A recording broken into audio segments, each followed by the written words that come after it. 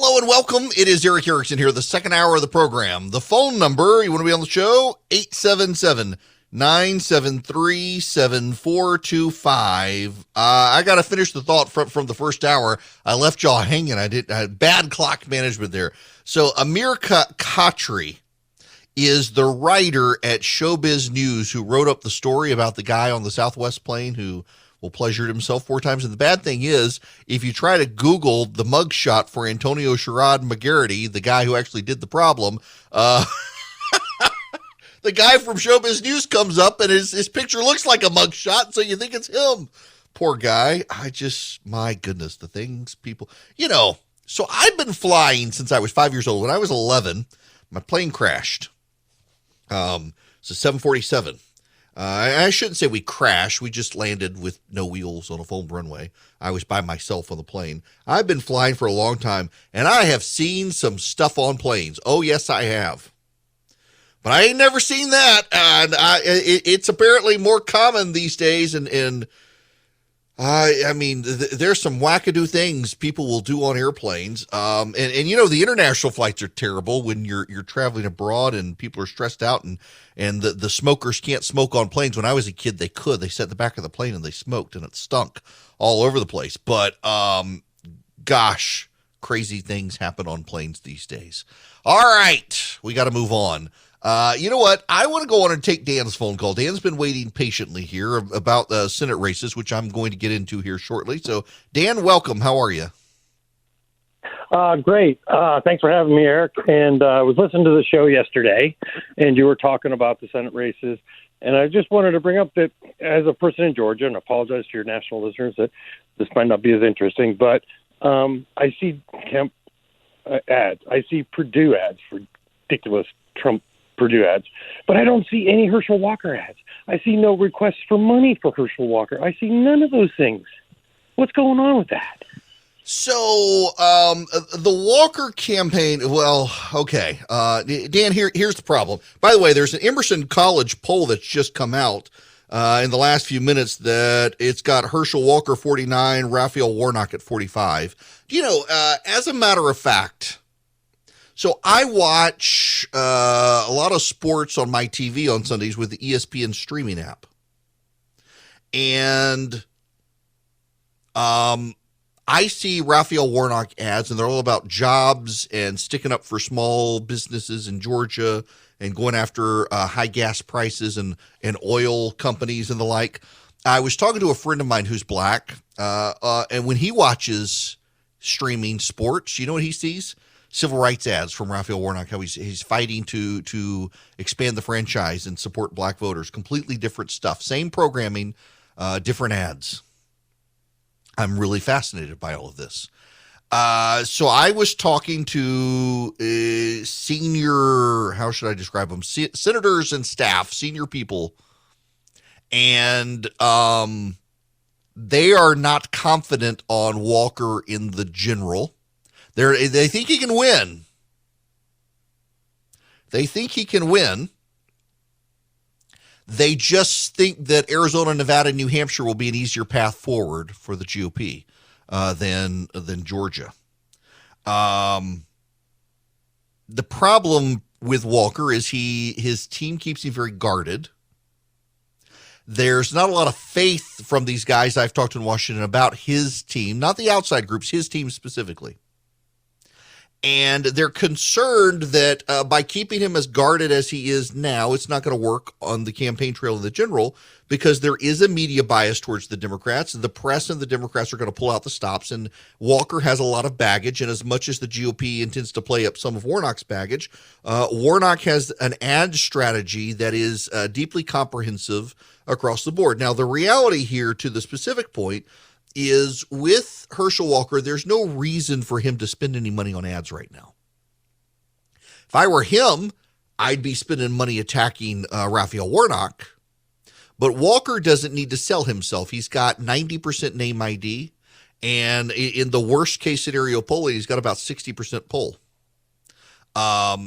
That's good. He's probably going to be the nominee. Maybe someone can get him into a runoff and use the Oppo research against him, but I think they should have spent twice as much and started 3 months ago to be able to do it. Walker's got baggage. The Democrats will go after him, and these Republicans in Washington, and I'm talking to the who's who in Washington. I'm not talking to the run-of-the-mill people who don't know what they're talking about. They are concerned about Walker's prospects in a general election when you've got all eyes on him, and the Senate Democrats must keep Georgia. They don't dispute he can win. They just don't know why they're going to spend so much money in Georgia when they've got better prospects in Arizona, Nevada, and New Hampshire. That's the problem. Now, there are larger issues at play for the GOP as well. In fact, let's shake this up. I'll get into the other stuff later, but let's focus on this right now with these situations. Arizona, Mark Kelly, the Democrat, is starting to distance himself from Joe Biden. That's a kind of telling situation right now. Mark Kelly is the astronaut, Democrat, who's in the United States Senate. He is running to finish off a term, and he has been a reliable vote for the Democrats. Reliable vote for the Democrats. And suddenly, he's starting to distance himself from Joe Biden. Title 42 is one of the big issues. Title 42 is a really big issue for the Democrats. Title 42 is that provision that is keeping illegal immigrants out of the United States because of COVID. Jeff Zients is the COVID czar for Joe Biden right now. Here's what he has to say. Thank you, as always, for doing the briefing. I want to ask about COVID funding. Republicans are trying to insert an amendment into the COVID deal to reinstate Title 42. There are even some Democrats, such as Arizona Senator Mark Kelly, who've said that they're open to considering such an amendment. Is the administration concerned that the decision to lift Title 42 could now threaten COVID funding? Thanks for the question. Look, Title 42 is a public health authority, and therefore it's always been a decision made by the scientists and public health experts at the CDC, and it's based on the public health conditions, and it should remain independent of the urgently needed funding that we talked about today to sustain our COVID response here domestically and our global response. So this should not be included on any funding bill. The decision should be made by CDC, which it has been, and that's where it belongs. He wants to make it the CDC. They're hiding behind the CDC. That's fine. Hide behind the CDC all you want. The problem is you're hiding behind an organization that keeps changing its mind and seems to be politically motivated more often than not, and that's not necessarily the way forward. And this issue is going to consume the Democrats. This issue is going to destroy them in the polling. In fact, where is this story? I had this here. Yes, Politico. This is the headline from Politico today. Terrible messaging on lifting of Trump-era border restrictions alarms Democrats. One top Democratic consultant says it's not the policy they're scared of, it's the ads. Republicans across the country spent millions of dollars on ads painting President Joe Biden and the party as supporters of open borders, responsible for sowing chaos at the U.S. southern border, and that was before the administration announced its plan to end the rule in late May. In March alone, GOP candidates in races up and down the ballot ran more than 80 television ads from Alabama to Nebraska to Ohio that mentioned securing the border. The people at the head of the Democratic Party don't have a desire to speak about immigration, and when they do, don't know how to speak about it effectively and simply don't have an effective rebuff to what Republicans are attacking us on, said Sawyer Hackett, executive director of former Democratic presidential campaign Julian Castro's PAC People First Future. Our message has been terrible, and now we're talking about a potential surge in a midterm year where they're going to be attacked by Republicans and Democrats. It doesn't make political sense. Do you hear that? Do you hear it? You can't unhear it. It's Peter Meinhof. The message, our messaging is terrible. That's what he says. That's what he says. The Democratic Party doesn't know how to speak about it effectively or simply. It's the message. When you're complaining about the message, you know you've got problems. It's bad. Bad for the Democrats. Bad. Some Democrats have said nothing at all. Now listen to this key paragraph here in Politico reporting today. While progressives have largely called the rescission of Title 42, which allows border agents to quickly kick out thousands of migrants, long overdue, moderates have slammed the administration for proceeding without a plan to handle an expected surge of migrants.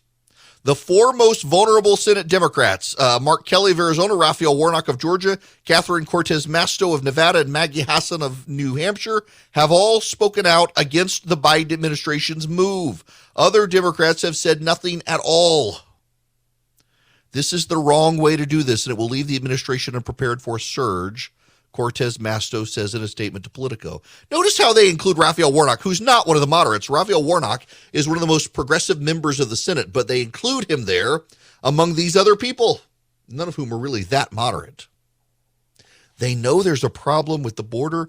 They can't figure it out. Mark Kelly saying it's the wrong decision, publicly breaking with the President of the United States. The Democrats have a problem. By the way, Chuck Schumer says it's long overdue for Title 42 to end. It's a public health regulation that should never have been used as a border enforcement policy. Does Chuck Schumer want the Democrats to lose in November? I mean, you're looking at Republicans, ranking Republicans in the United States Senate are telling me privately that they're concerned about Herschel Walker in the general election in Georgia because of his baggage. And thus far, his team's inability to deal with it. And you've got Chuck Schumer out there saying, we got to get rid of Title 42. We should have never implemented it in the first place. And Raphael Warnock is screaming about it. Raphael Warnock knows he's got a problem. You have a massive wave coming for the Republicans right now. And regardless of flawed candidates like Herschel Walker, he will be the next United States Senator in Georgia because of this situation. How bad at being Senate Majority Leader is Chuck Schumer? This is going to devastate the Democrats. The images coming across the border. Most Americans get their news from ABC, CBS, and NBC, and every single one of those networks has covered the border surge in the last year. They can't avoid the subject. Fox goes wall to wall with it. And among cable news providers, Fox has more viewers than CNN and MSNBC combined at this point, and not all of them are Republican or conservative. This is a terrible issue for the Democrats, and it's one where Chuck Schumer and Joe Biden are like, let's get rid of it. Bring the illegals. Bring the illegals across the border. If I were one of these Democrats up for re-election this year in the Senate, I would be furious with the Senate Majority Leader. And by the way, I think they probably are, and we're going to start hearing about it soon. The Democrats have all sorts of problems, and flawed candidates on the right can still get elected. Remember, in 1980, the wave against the Democrats and Jimmy Carter was so bad, a number of people got elected to the U.S. Senate, and they are historically referred to as the accidental senators. Ronald Reagan's coattails were so big and Jimmy Carter so unpopular, these people got elected to the U.S. Senate, served one term, and were thrown out of office. But they were still there for 6 years because Jimmy Carter was so unpopular.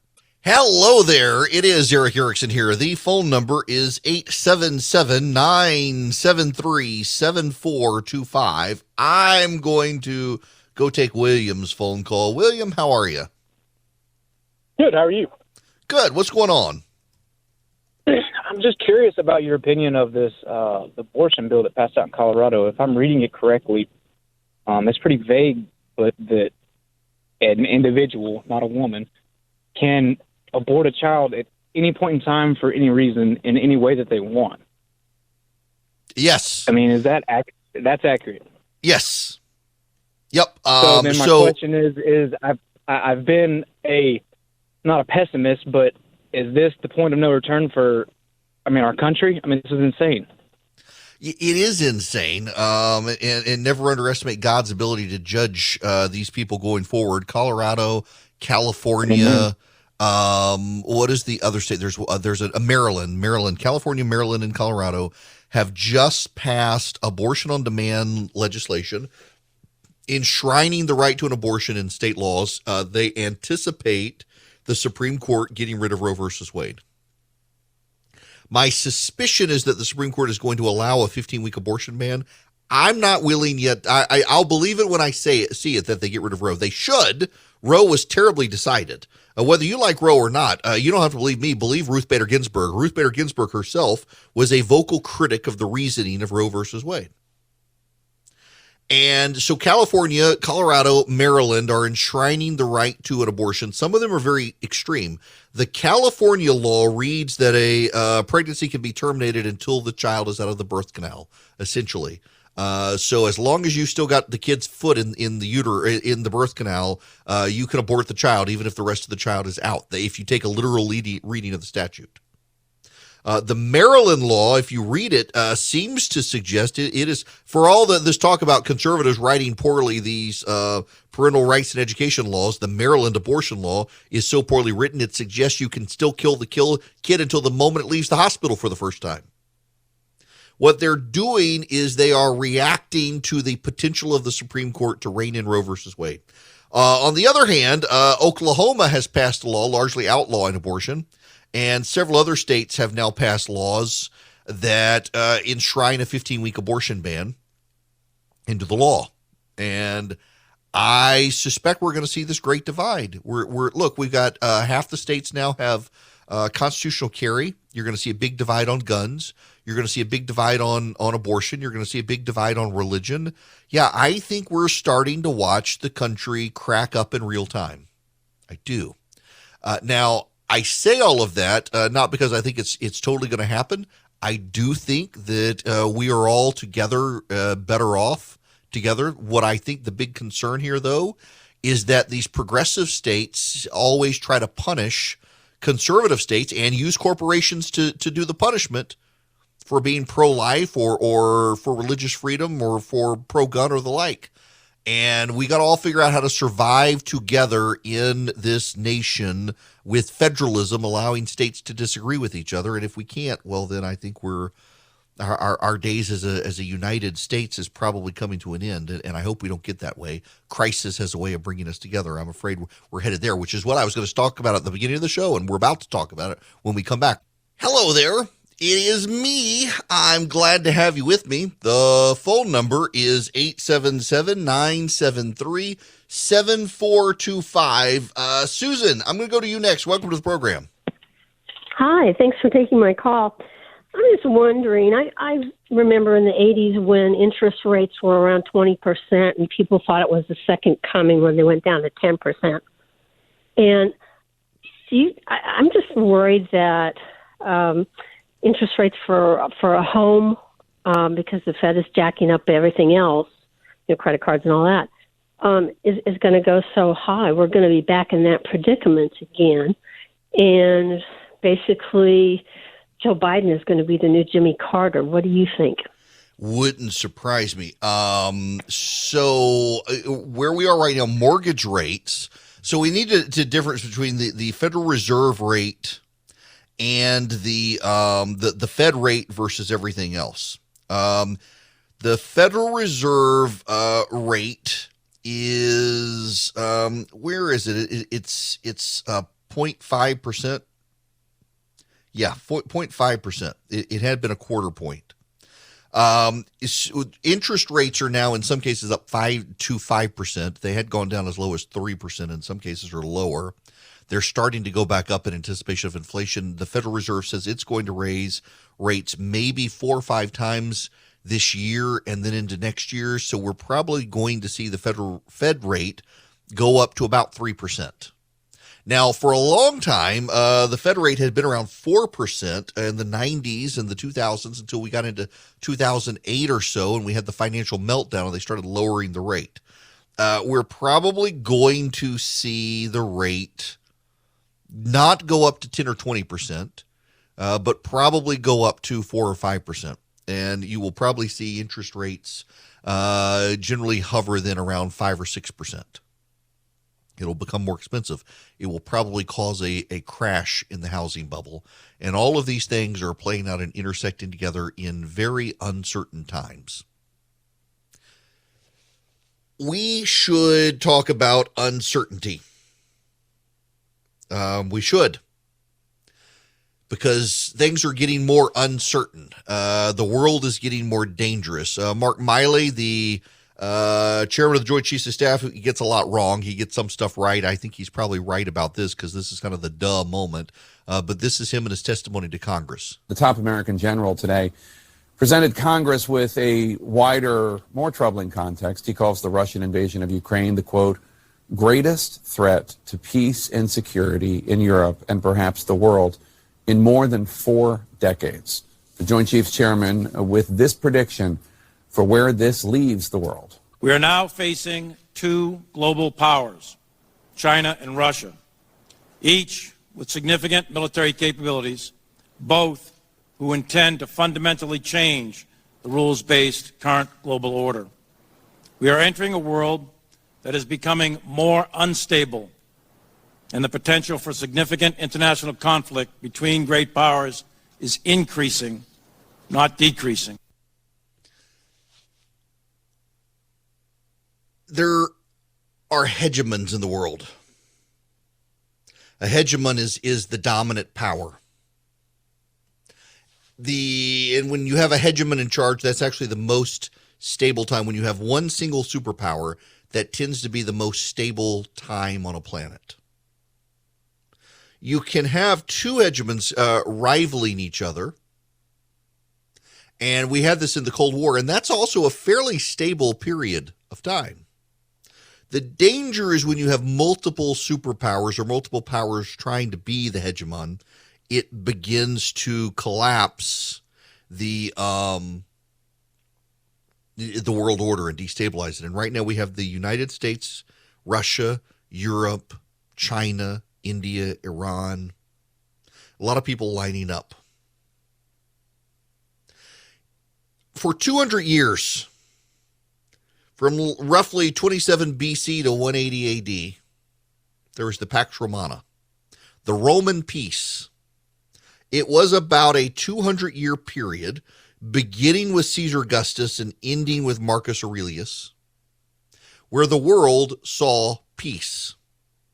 It's not that there wasn't war. It's that the wars were small. There was not global war. And Rome stretched from basically England to Egypt. You could travel from the Atlantic Ocean all the way to Jerusalem by land if you wanted, or by sea, and not have to worry, typically. Now, that's not to say there wasn't crime, there wasn't piracy, but by and large, there wasn't warfare. You could go from London, which existed, to Cairo, and you would be under the control of Rome. There would be peace in their times. And it helped. It was a tremendous advance. And again, it's not that there wasn't war. There was war at times, but largely that war was confined to the periphery of the empire as they were settling in, putting into place, and dominating positions. And so it brought, at the time, a global peace. And during that global peace, there was a revolution in industry. The Romans invented concrete. In fact, Roman concrete is still to this day better than the concrete we use now. During the collapse of the Roman Empire in the Dark Ages, we lost the recipe. Scientists are discovering it again. One of the interesting aspects of Roman concrete is that it continues to get hard when wet, underwater. The Romans could build harbors with a concrete that continued to harden even after it was submerged. It's unheard of. And it had a lot to do with the composition of the volcanic ash they were doing, from what scientists can tell. The Romans built roads that are still used in Europe. You may have heard of this. But the rocket technology that we use today was influenced by the Romans. The booster rockets for the space shuttle and the size of the Saturn V rocket were because of the Roman Empire. Why? Because the Roman legions paved Western Europe. They built roads that are still used today. And for 1,000 years, chariots became uniform in their width. And the chariot width set the standard gauge for a railroad. And the standard gauge for the railroad was adopted into the United States, which was then used to build tunnels for railroads. And the space shuttle parts and the Saturn V rocket parts could be no wider than the tunnel. Therefore, they were bound by the width of the railroad gauge, which was bound by the Roman Empire's chariot gauge. The Roman Empire was deeply influential and remains deeply influential. I have done so. You can walk or drive upon Roman roads in Europe. All roads lead to Rome. There are still aqueducts built by the Romans that are in use in Europe, flowing fresh water. The Romans figured a lot of things out, and they could do so because they weren't worried about war. They got to worry about prosperity, and in worrying about the prosperity, they got to worrying about how they could do certain things in arts and leisure and industry, in engineering. A lot of engineering we think comes from war, but a lot of engineering comes from peace. There are lots of people, and I think it's actually a very credible argument, who argue that up until the moment of the Pax Romana, there's no way that Jesus Christ could be born in Bethlehem. Because had you been born in Bethlehem 100 years before or 1,000 years after, you would have come into a world that was deeply divided and constantly at war. It would have been very, very hard to get your message out. But being born at the height of the Pax Romana after Caesar Augustus has established the Roman Empire, allowed the apostles to then grow and travel across Roman roads unimpeded except by Roman persecution to be able to spread the gospel message across the empire. It would not have been possible prior to the advent of the Roman Empire.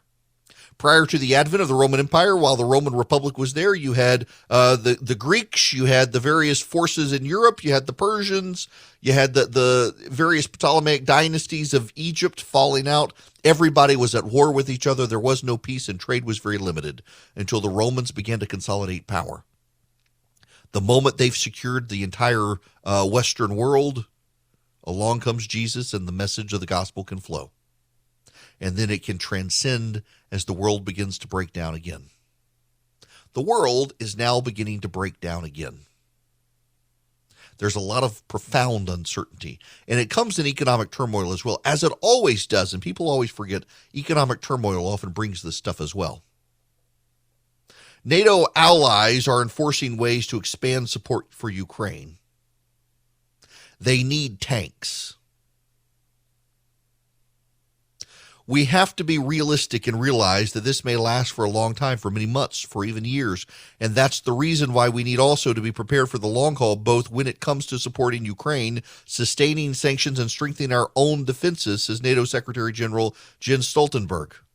NATO ministers, who will be joined by counterparts from Pacific partner nations, will address Ukraine's military needs tomorrow.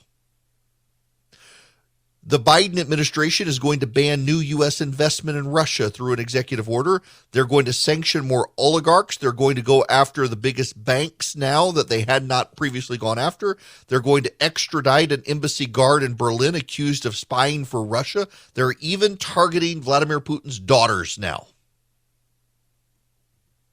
Meanwhile, Germany is going to have to come to terms with its energy future. This is from Ambrose Evans Pritchard in the Telegraph, UK Telegraph. A total energy embargo against Russia is now unstoppable, whatever Germany thinks. The dam has broken after the Bucha massacre. European public opinion will not tolerate the continued funding of Vladimir Putin's war machine with purchases of oil, gas, coal, nor will German public opinion. An energy embargo has become unstoppable as systemic atrocities across civilians comes to light. The West's phony war against Russia is giving way to a harsher phase, entailing real sacrifices and necessary risks. And even now, France's president has said it's time to stop Russian coal and oil. Meanwhile, China's ambitions are growing. They're trying to connect more with and build alliances with Russia and get Russian oil piped into China so that the Chinese are not dependent on Middle Eastern territories, which have been flirting with China but are still at heart very pro-America. While all of this is happening, Pakistan's prime minister has suspended their parliament. Pakistan's prime minister is a former cricket player who was very popular. His name's Imran Khan, and he's turned against the United States and the West. He's embraced the Taliban, China, and Russia, and now accuses the Russians of engaged in a plot, or the Americans of engaged in a plot to overthrow his regime, and he's asking for assistance from China and pledging his loyalty to Russia, shaking up the Middle East, entangling himself with the Taliban. There's a global realignment afoot, and the Biden administration, frankly, is flubbing it in the Middle East.